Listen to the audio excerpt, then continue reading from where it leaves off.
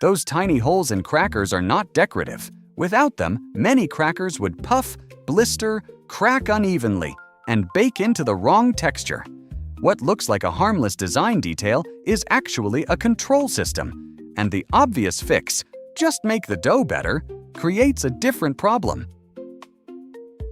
Most people assume the holes are there for branding, looks, or maybe to make the cracker easier to snap.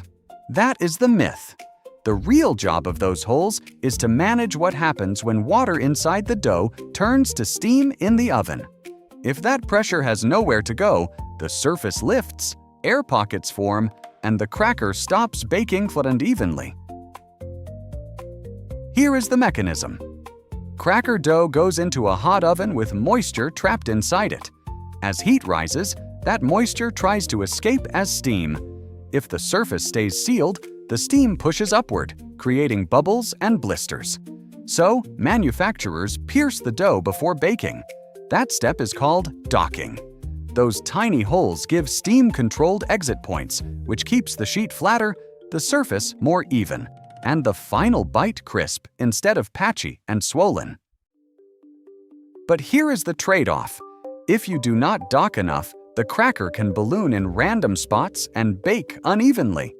If you dock too aggressively, you weaken the surface, change the texture, and can make the product look broken or too dry.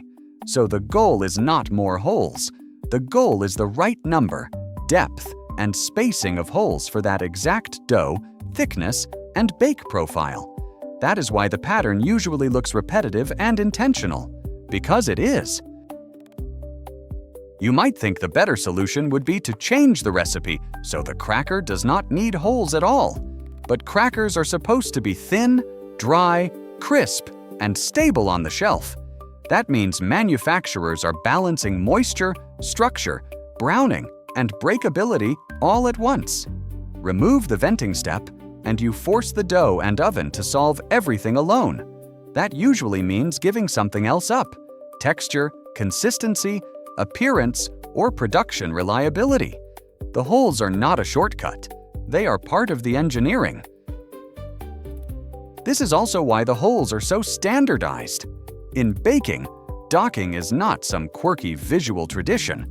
It is a repeatable production step used when a flat-baked surface matters. The same basic logic shows up in crackers, pie shells, and other thin dough products. Control steam, prevent unwanted lift, and keep the surface even. So the pattern survives because it solves the same failure over and over again. So the next time you look at a cracker, you are not looking at decoration.